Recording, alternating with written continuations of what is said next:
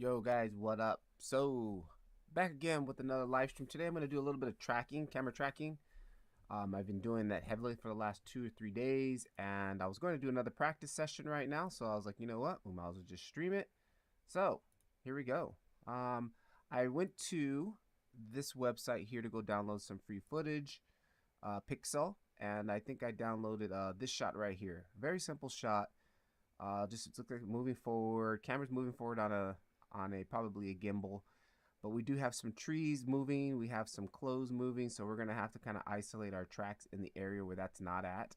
So yeah. So if you guys want to try to do this later, this is the footage that I use, and if I can remember to put that in the description, I will try to do that.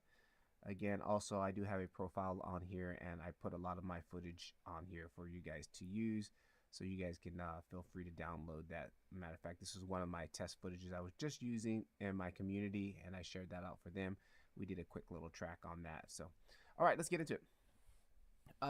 So this footage here, the first thing I like to do is convert it to a pixel file or a PNG file. So what I'm gonna do is quickly go over to the video editor. Let's go to new file, new video editing.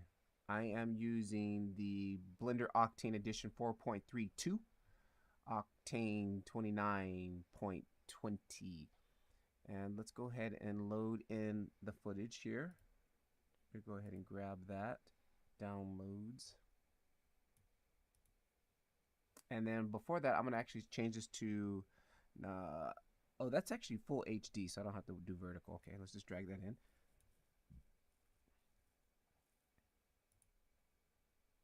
Cancel. And drag that in one more time. There it is. Get that set on frame 1. And I don't know how many frames this is. Let's see how long it is. It's about 330 frames. We'll set this into 330. And it's 25 FPS, 25 frames. So we need to remember that. And I'm going to go ahead and save this into a folder. And then we quickly see here while I got this going here.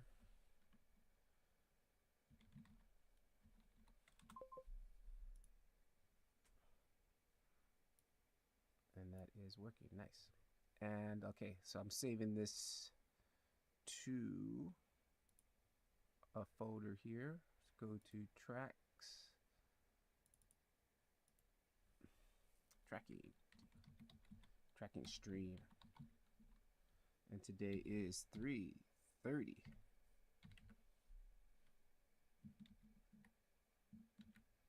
Accept that. Paste that. Boom. All right. Well, I actually didn't need to save this file. Actually, I probably could. But anyways. Alrighty. Now that we have that saved, it's going to, I want to save not a video. I want to save PNGs. We'll just do PNGs. 14, 16-bit. That's good. That's good. And boom. Let's go ahead and just render animation. So again, this is going to be not too hard of a track, I hope. As far as tracking markers, there are none, right? So we have a lot of, I think we can pick up a lot of tracking markers on the floor. This area here is a little bit too dark to get any high contrasting areas. We might get some over here, some good contrasting areas. And I think it's going to be a little bit of a challenge. So that's the whole point of me doing these things. It's like, it's easy with tracker markers. Once you get the tracker markers, they sit on the tracks like butter. But you know, how many times do we do real tracks with all the tracker markers set up? Because you got to paint out those tracker markers, and that's a pain. So I think this will be a good little practice. We might be able to complete it, maybe not, but we'll find out right now here as soon as this thing's finished cooking. Here we're about 3 something. Boom. All right, so that is finished and complete. Then I just like to close this file and go to new file.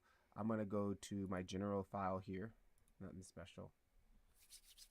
My preset file, and then I'm gonna go into motion tracking like there. I'm gonna go ahead and open up that file that I just burnt, go into 25.3 tracking stream 330, bring all those in, come back over to our settings, Our output settings 1920 by 1080, 25 FPS this was, and what was the, well, we can go ahead and set scene frames 330, so there it is, 330.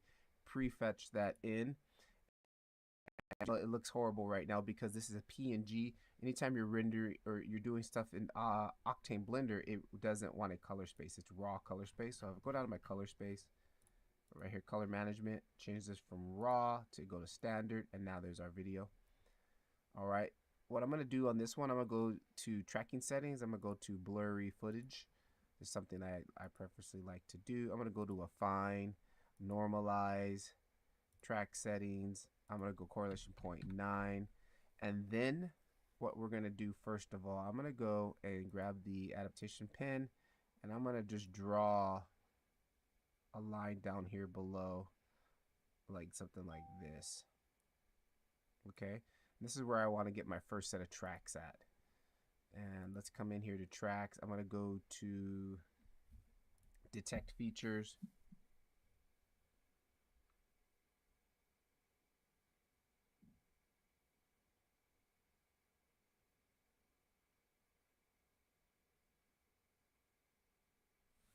Interesting. All right, detect features. I'm gonna come in here, frames, and I'm gonna go to inside adaptation area. And there's not a lot of tracks. So what I want to do is hold down the threshold, or go up on the threshold. Nope, go down on the threshold. It's not getting a lot. Let's go distance. And you see how it's gravitating to the high points of contrast, and like that's already not looking into our favor. I'm gonna kind of crank this up. Ooh, there we go. Then I'm gonna pull the distance back because we don't want too many tracks. It's gonna take way too long. I think this might be something worth trying. All right, so from here, I'm just gonna actually go and track forward. All right. Now, what I'm going to do again is repeat that same thing. Let's go ahead and erase this one because I want to make a new one. Erase this. Zoom out a little bit. Erase. And on this one, I just really want to avoid these trees because these trees are moving, and that's really not going to be nice for our track here. So kind of like doing something like this. Again, something like this. And then let's come back in here and detect features, and it's going to put them inside there again. That's fine. And let's go track backwards. All right, now I'm going to come into the middle. So I'm going to come into about the middle, like right about there, and do the same thing again. Let's just draw that in. Avoiding these clothes because they're moving. Detect features. Let's go track. We're at 191. Let's go track backwards. And I'm going to go back to 191 and track forward. So I'm trying to just get a good even spread of tracks. All right. So let's see how this is going to work out. Go ahead and erase this here.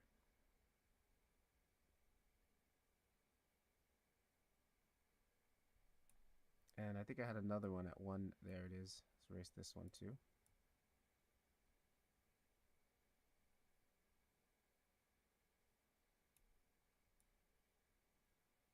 All right, sweet. So we've got a good spread of tracks. We got some gaps right here. I already can see, like, you know, we're missing some tracks there, but let's see how this works out. And of course, it loves that high. That's a great sample to show you. It likes high contrasted areas. Okay. So what I'm going to do before we start solving anything, I'm going to come in here. I don't know the camera basically, but we can see that there's some tracks here that are just not in line with nothing. Like they're just silly. So you just delete them now. Let's just go ahead and delete them. We can see that they're not in basically in the same pattern as we have here. So I'm just go ahead and delete those. It looks like we got one rogue one right here. All right, now that looks a little bit more clean, okay? So from here, what I'm going to do, quickly hang out 1 second.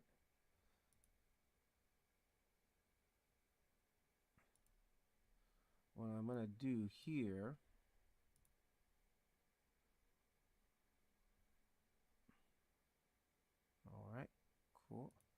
I'm going to just solve now. Let's try to solve it. Hopefully we can get a good number here.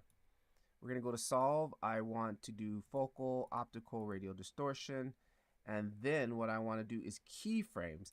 Now the keyframes, this is why I'm doing this. I've been experimenting with the keyframes and doing them manually, not letting Blender do it. Looks like we got another one I forgot right there, huh? Let's delete that one too. And I've been getting better results by doing it manually. So in reality, what we're supposed to do is give it this keyframe range of, I want you to look between this frame and this frame number to use as like a good reference point to, you know, calculate everything. And mainly, especially if it's got a lot of parallax in it, that's where you really want to use it. But right now, we don't really have too much parallax. I would almost say this could be like a tripod shot, but we're moving forward. There is a little bit of slight left and right, so we might get some. That's why I'm doing this. It's a challenge. I'm always doing stuff that's moving. Like, I don't really do a lot of things like this type of drone shots or something like this where something's moving forward. So I'm just going to leave it manual. And for the first off, I'm just going to actually tick keyframe and just see what Blender gives me right out of the box, right? So let's just come in here and let's go. Let's actually save this because Blender likes to crash when I'm doing silly stuff like this. And we're going to go 317 track, stream track, and 330 stream track. Save that. All right, boom. Now let's go ahead and solve motion. Magic, the magic moment.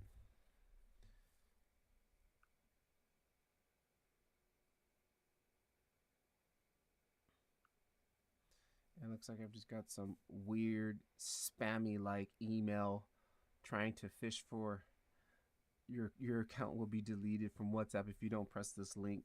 Delete it. Don't even listen to them. That's how people go. Okay, 5.6. That's not too bad, but it's not great. I'm not excited about that. And look, we can see here this blue line. Again, this blue line, the straighter this blue line is, the lower that number is. So ultimately, if it was pure 0, this line will be ultimately straight, and that will be the ultimate track. Right? So what I want to do, it's giving us a range. It's basically saying from frame 245 to 258. That's where these two little yellow marks are. These green marks are. That's where it's using for reference. So what I want to do is play with that. I'm going to turn that off. And let's just say we went for something a little bit more different. Let's say we went over here and let's say we went 138 to, let's say 158. 158. And let's solve and see what we get from here. Because this really, when I've been playing with it, this has really been dictating. Look, now look, we got a 1.57. Okay, so I'd rather start off from a 1.57 than the 5. So like this thing playing with these ranges and shifting that around has really been making it easier to track in Blender for me. Like I normally just hit tick keyframe and just leave it auto, but no, I stopped doing that.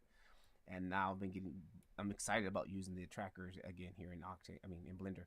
So I'm gonna leave that. So let's just go ahead and clean it up then. Let's clean up our scene. And let's go back down. Here are our tracker markers. 5 is the highest. So what I want to do is get that out of there. And we want to get this number below 0.9. Okay, so that's our next mission. I'm going to go to clean up. And I'm going to say delete tracks. Anything over 5, clean it out. Resolve. And we're just going to basically repeat this whole process right now till we can get down. Boom, 0.9 right there already. But I see another 5 popped in again. Clean track. Solve. And like off stream, I've been doing this and I'll just go to it breaks. Well, like it just says, okay, there's not enough tracks anymore. You got to redo it. So like just experiment. Like I know people hate using Blender's tracker because they say, because you're coming from After Effects, it's literally one button click and it's done. But when After Effects doesn't work for you, you're screwed. Like, and that's one thing I used to have happen to me a lot when I used to use After. Like for some reason, like sometimes it wouldn't work, and then like I'm done. Like, okay, now what do I do? Like, right? So learning Blender is like this tracker is really good. It's really powerful. And coming from like PF track and stuff, like yeah, Blender Octane for free. This is dope, dude.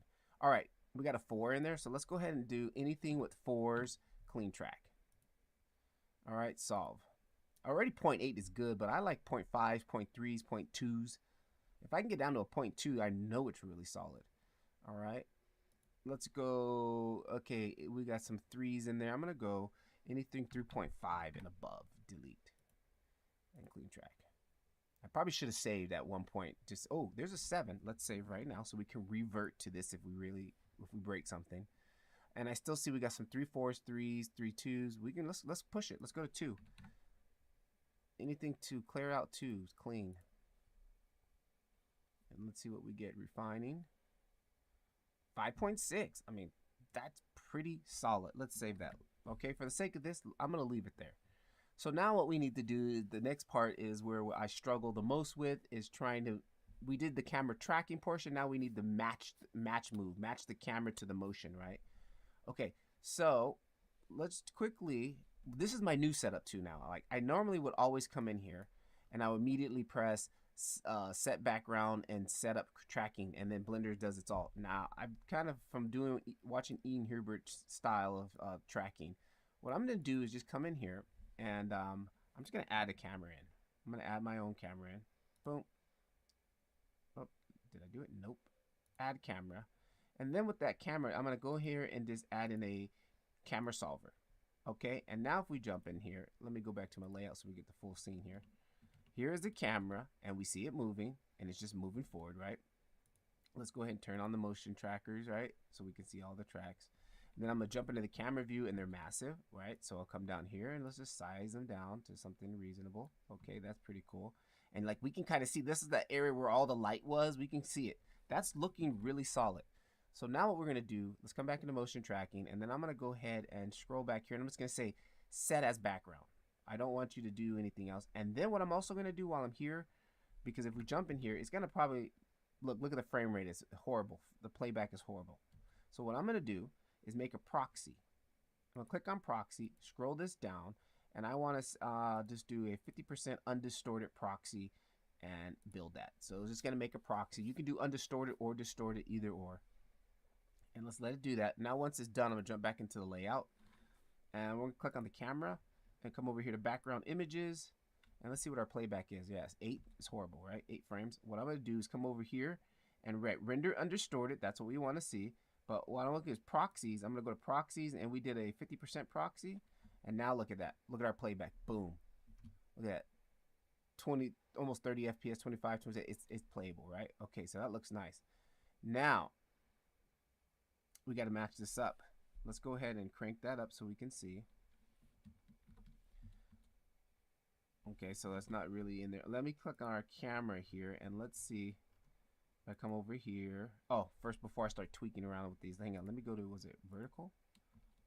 No, or was it horizontal? I think it was horizontal, but I'm gonna leave it back on auto for a moment here. Okay, let's go back and let's set up some parameters here. So let's set up some stuff. So I want to say this guy here is going to be my origin point, right? And then we need 3 for our ground, and it's good to do a good spread distance between them. I'm gonna go way back here, I'm gonna go way up here, and I'm gonna go way over here to this big massive triangle. And I'm gonna say set that as my floor. And I don't have any reference as far as size goes, like on this street here, so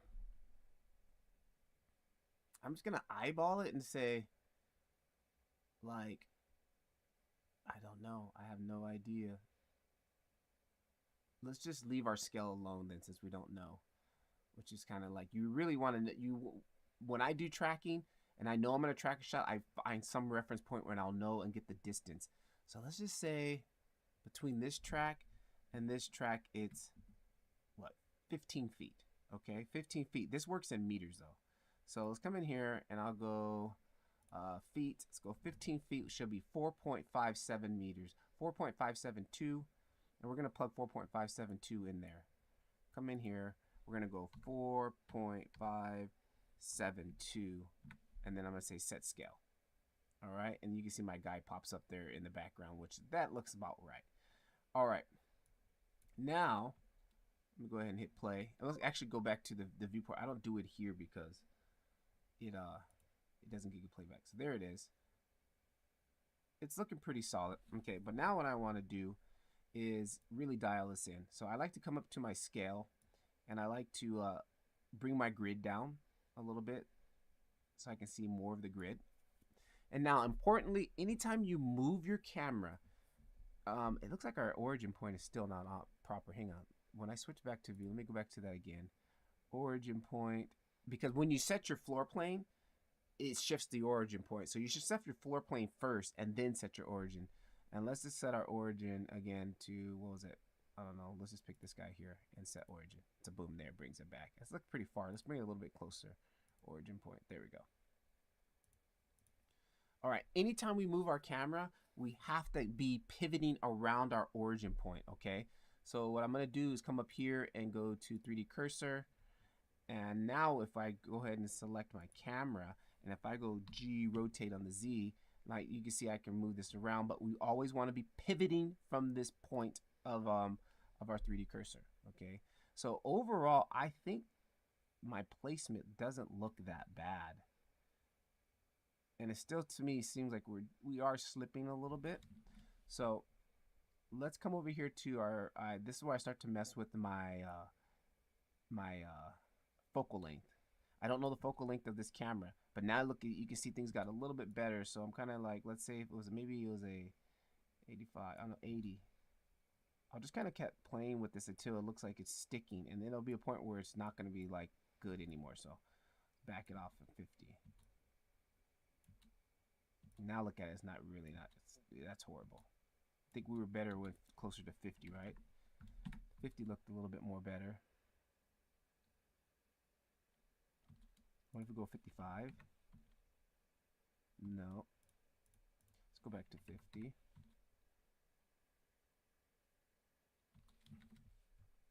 All right, now what I'm also going to do here is let's go, let me try to, oh, got some people popping in here. And it's hello, what is up? Hello, hello. There we go. Sorry guys, I had some other stuff going on here. I forgot to turn that off. What up, King? Yo, what up? What up? Just playing around with some camera tracking here. All right, let me see here. Let's go ahead and make sure my camera is selected. Now I'm gonna actually scroll up my camera a little bit more bigger. Let's see what happens. To me, things look like they're still floating. All right. Let's go camera back. GZ. Oh, hang on. I don't have everything selected, because if I had everything selected, we would also have all of this here. So grabbing that. Let me jump back up here. That looks good on the side there. That looks good on. Let me get these. I want to get these ground points that should be on the ground. Front. Oh, that is the front view. Okay, that's odd. Let's rotate that. Let's go rotate 90. Oh, ciao. Rotate Z 90. That's the front view. Let's go to the right. Make sure these are on the ground. Let's pop back into the camera view. This should be on the ground. Let's go back here to the right. There's that one I selected. And that does look like it's on the ground. GZ, make sure we have our camera pivot point selected.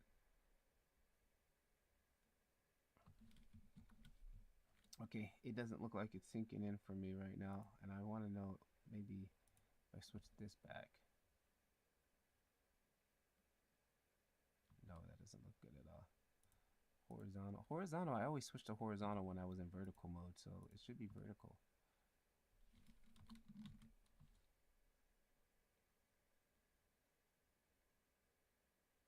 No. Okay. Let's see. Let me play with the focal length a little bit. Oh, that's feeling a little bit tighter. Finley, hello, what's up?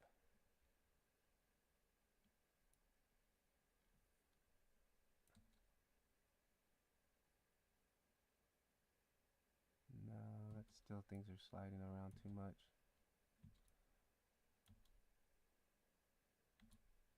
Now this is where I'm wondering, like, since it's not a lot of parallax, should we be doing a different model? Like maybe we should be doing, hang on, let me quickly back up here. Maybe we should be doing a and what I like about this, I can just easily just delete that camera and just come back in here, add a new camera, get a clean fresh start, drop that camera, add in a camera constraint, camera solver. All right, there we go again, and then come back to motion tracking, back up to the one. Let's get our ground plane first. 1, 2, 3. Set floor, origin point, set origin point, and then this will be my X.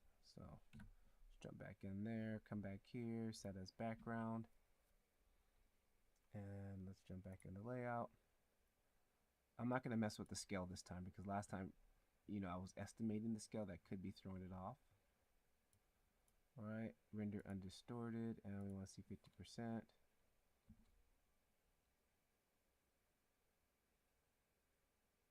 Okay, but the scale is definitely off because you can see our guy is massive.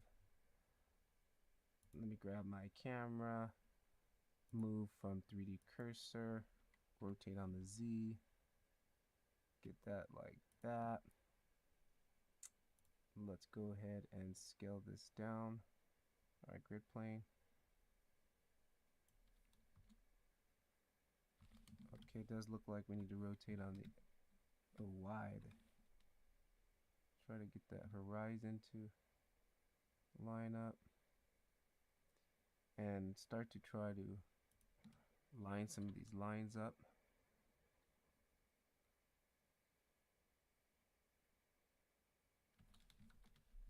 It definitely feels like the focal length for me does not feel like it's right. And let me come back over here, and that's where I think, because we don't have enough parallax data, you should try FSpy program for tracking your footage. It's free, but it works fine though in Blender. Yeah, I use FSpy, but that's only for a single frame. Like, I don't know as far as, you know, trying to do moving tracking, but I use FSpy all the time when I have just like an image and I need to do it like that. I definitely use you know what, I could probably use FSpy to try to figure out the focal length. But my whole point in this, I'm practicing is basically trying to get a good, solid, easy workflow inside of Blender Tracker, because I know everybody hates it.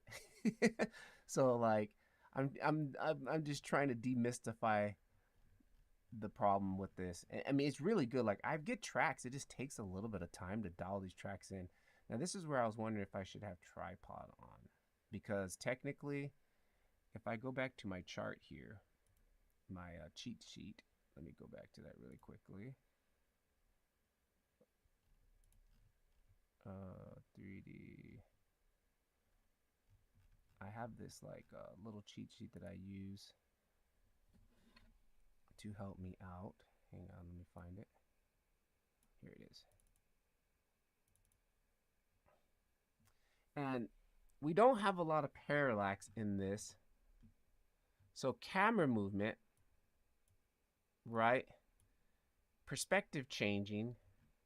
We don't have the camera rotating around. Nodal pan, camera rotates in place. We're not rotating in place.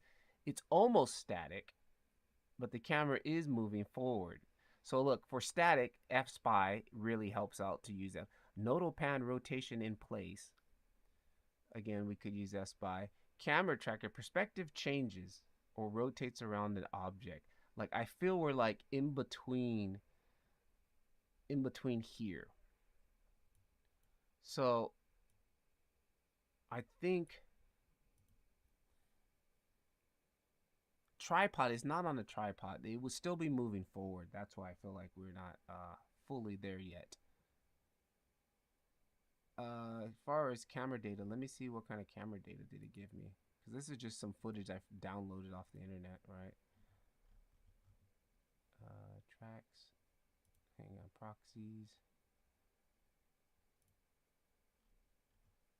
Camera. Lens. I don't think it's 100. I feel like the lens is really 100. It says 122. Really? Let's see what that looks like. Yeah, that doesn't definitely feel like 122. It almost feels like 60.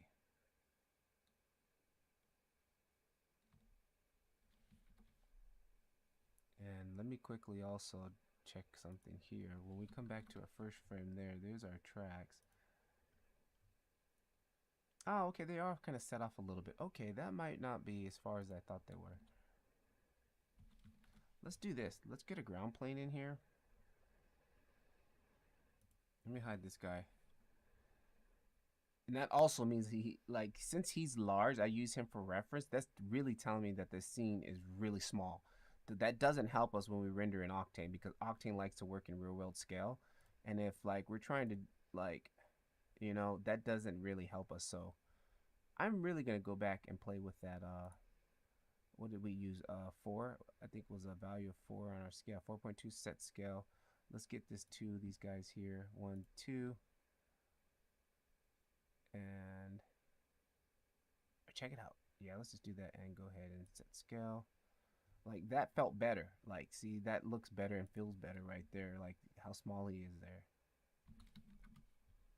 Now, what I want to do, like, say I want to build, like, just this ground here. Instead of just bringing in a plane like this, like always. Let me scale the plane up. Like, I found something easier. An easier way to do it. Built off of the geometry. And I get better results. So, for example, if I come back to my tracking motions. And let's... oh, not geometry. Oh, there we go. I'm going to grab, like, 4 of these guys. I'm going to go, like, okay, 1, 2... Let's go 3 and maybe 4. It's not a full square. I would like to go a full square. Square pattern would really help it. Let's go 1. How about 1? Almost got 4. 1, 2, 3, 4. Okay. I'm going to grab those. And then what I'm going to do is come over here to geometry, 3D markers to mesh. And when you go back to your full screen here, you'll click on tracks. And then I'll tab into edit mode and their vertices now. And then I'm going to press F to fill. And now I have a plane here, right? Now this plane, there it is, sits a lot more better with this than it would anything else. That's actually not that bad, guys. Hang on here. Now, anytime we move things, though, we need to be moving. Let's go back to me on the axis. Like, okay, I'm going to go 0, Y. Like something like that. And I'll go over here. Y. And let's back up. Grab this. GY. Kind of like that. This guy. GY. GY. Maybe grab these guys both here. GX. And then let's go GY. Kind of slide them. I don't know how good this is going to be. Let's quickly press play. Yeah, the track is just not sitting that tight. The track is just not sitting that tight. And that's why I chose this one, because I haven't really ever tracked like a static shot like this. Well, not static, but just a straightforward track.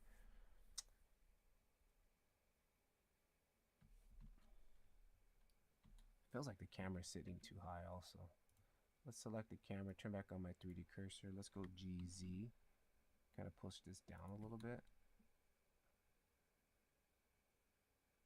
Oh, that feels a little bit better.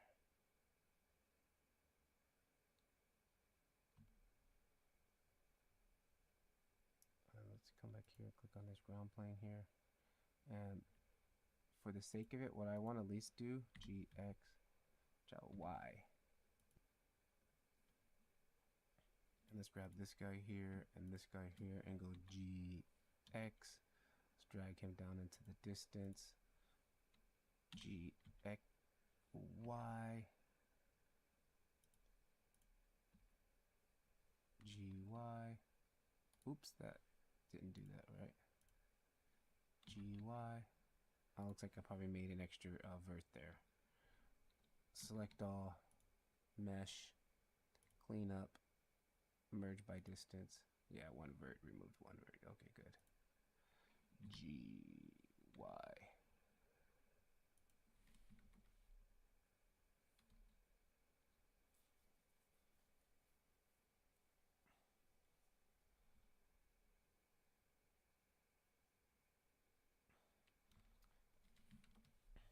All right, let's just put some text in here for. Let's just throw in a Suzanne head for now.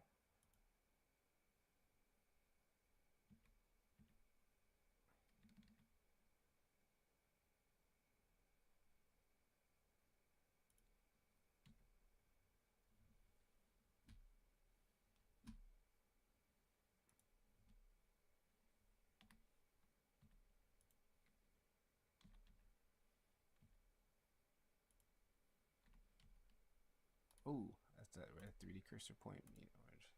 Rotate and see.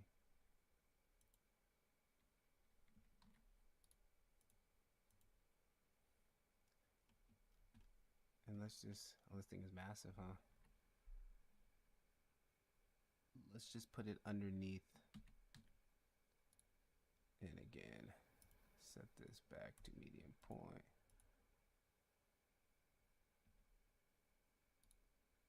Origin to geometry. And GY. Nope. GX. Let's kind of just put it underneath her. Underneath Suzanne.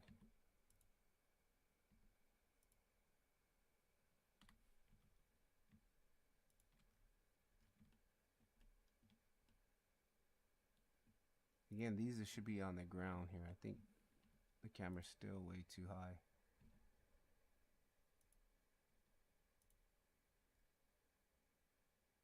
Yep, the camera's still way too high. 3D cursor, select camera, GZ. These should be on the ground like that.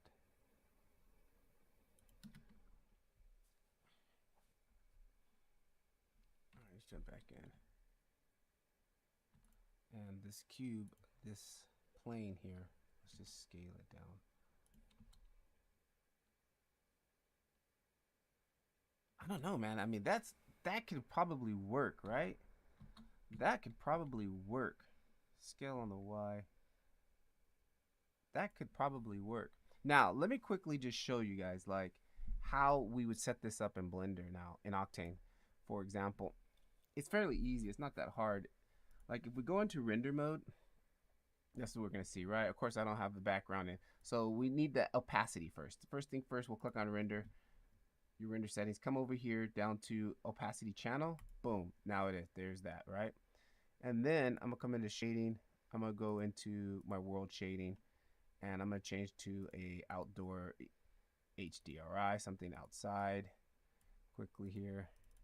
I'm running out of time. My time limit is almost up here. I'm going to go. I've got like this kind of sunny scene, like boom, we'll use this. Okay, and then let's jump back in. And also we're in a new view, so we got to adjust the size of these guys here. Something like that. All right. So now what I would do like is match the sun location. Where's it coming from? Clearly we see we got shadows on the left side, so the sun is probably coming from the right side or shining towards the right side. Kind of like maybe like that. Okay, and then what I'm going to do, the sun is a little bit hot. I'm going to turn down the exposure a little bit. Actually, I'm going to kill all my post-production stuff right now, all the gloom and all that stuff. Now, what I want to do is make this ground plane a shadow catcher. It's super easy. Tack on this, add a new material on here, and all I need to do is scroll down to the bottom, shadow catcher. Boom. Now it's a shadow catcher, right? I'll bring Suzanne down so we can try to catch a shadow there a little bit. Well, you can see there's a shadow. Let's kind of bring it Let's bring it down like something smaller and then go GY. That's bugging me. I'm used to GX, so what I'm gonna do is just click on one of these guys and say that's gonna be my X rotation. And jump back in the camera. And that just flips everything, huh? I think that just totally messed everything up. I guess we'll be leaving it like that. There's my Y. Yeah, I totally screwed everything up by moving that origin point there, huh?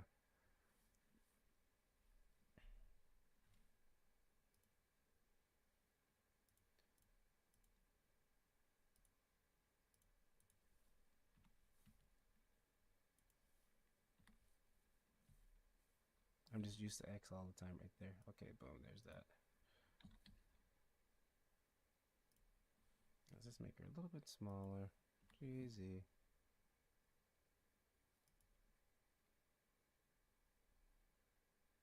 And it's kind of like in shadow here, so we really probably wouldn't have, probably use a different HDRI.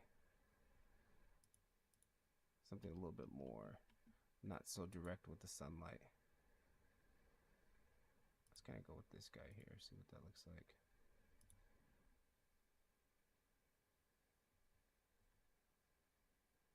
Yeah, but I'm not doing a full comp on here. This is mainly about tracking.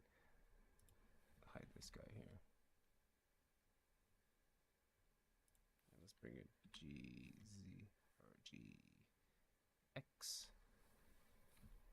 Bring it a little bit forward.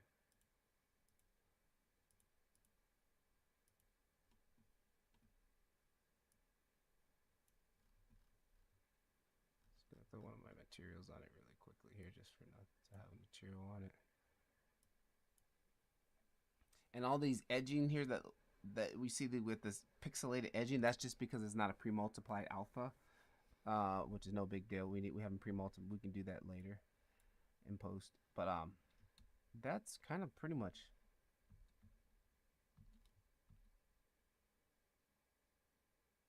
Interesting.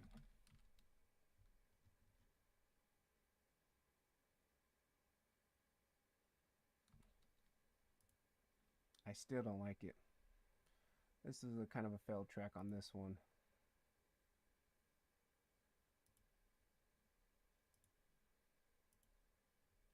GGZ.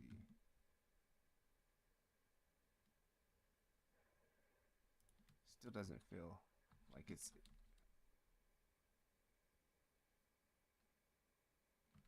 Yeah. Well, let me see if I was to go back. Every time I go live with these stupid things, I never complete them, which really bums me out. Because most of the time when I'm doing it by myself, like I'll get a nice solid track, like the one I did last night. I did 2 tracks last night, and they came out pretty good. They came out pretty decent. I was able to get the track solved and to get it locked in. Matter of fact, I'm gonna kill this. Let me save it. Let me show you guys what I worked on yesterday. Yeah, yesterday's track went pretty well. And I did 2 of them.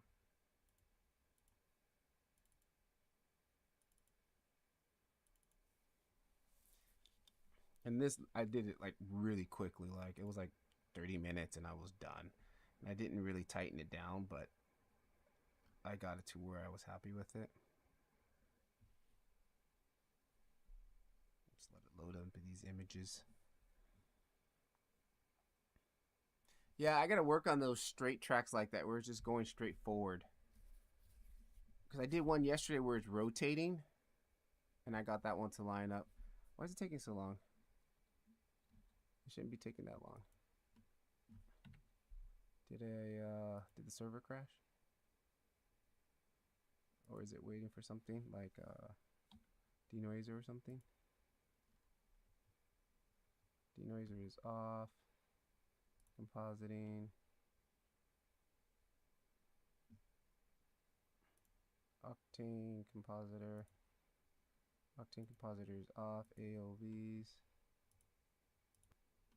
Oh, denoise beauty, that's why. Let's turn that back. Now it should be back to normal, right? Yep, there we go. So this was yesterday's track. And again, I did this one. I was doing a holdout. I got this ring on here that we're actually able to hold that out with setting render layers, which is really easy to do. Hang on, so why is it not showing? Oh, because I'm doing this. No. Let me just find the image, the video that I did. Oh, here it is. So that was yesterday's track. I thought I did a quick video. The video was I thought I did a quick video. I said a snapshot. Oh yeah, here it was. So I didn't spend all the time sitting it in there really well with like the geometry I built, but overall track was pretty solid. Like, it came out pretty solid. And like, it's cool because I made the cube and then I put this outer ring around here, and I can figure out, instead of like in cycles you do a holdout, in Octane it's easy. Like, all you do is, like, if I go to render, and let me actually turn it off so I can show you guys what I did. Octane render layers, turn that off. This was like the original setup, right?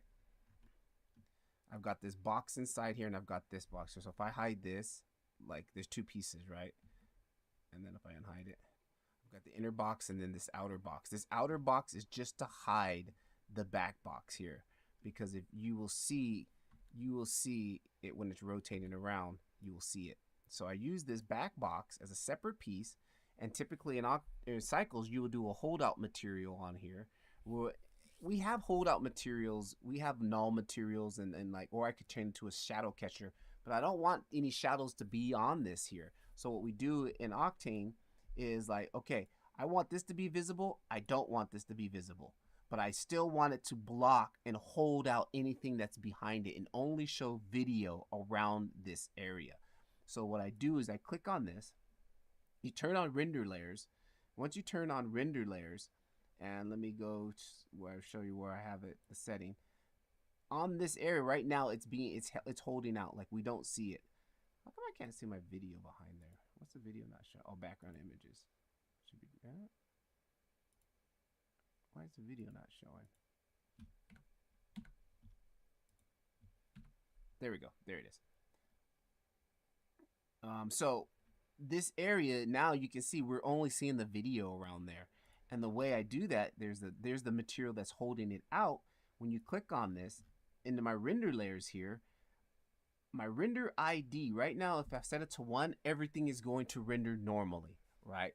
But this piece, I want you to hold out what's there and not show anything. So I set the render error of the ID to 2, and then when I come back and turn on my render layers, which is right here, my render layers, there'll be an option here, active render layers. Only show me things that are on 1. So anything that has a number of 1 will be shown. This inner box has a render ID of 1. So that's why we see it. If I change this render box to 2, now we see the original footage, right? So we don't see any. But this box inside is still casting a shadow on my logo here, because that's what it's doing. We're still affecting everything, but we're just not seeing that, right? So it's still affecting the light. So if I turn this back to 1, now we're seeing, you can see our box here is also casted in shadows. So opposite, if I go to this guy and I click on him and turn him back to 1, boom, everything is back to normal, right? So I just click on render layers. Now that's gonna hold that out, and it doesn't show. So it's very easy in Octane to just set that render layers like that. It's super cool. So little food for thought for you guys there on that one. But yeah, I'm a little bummed that I didn't get that track to line up. I'll probably do another track tonight again, something else. And yeah, and this one's still here. I needed to get this box to sit a little bit more tighter, building the geometry, meaning like the geometry wasn't completely lined up to what I was trying to do, but I was just being lazy. So I've done other ones where it fits in pretty tight. But dude, this was a great, I mean, I didn't do any post-processing on that. This is straight out of Octane render. I didn't do anything to it. I just rendered it and had the HDRI. I'm like, that looks really good already, straight out of Octane. Octane handles real world lighting like awesomely. So, all right, guys, I'm gonna jet. I'm a little bummed. Mission failed. I've yet to get a good track on stream, but I'll try again. So, all right, guys, I'll catch you. I'm out. They should use this. Hey, peace.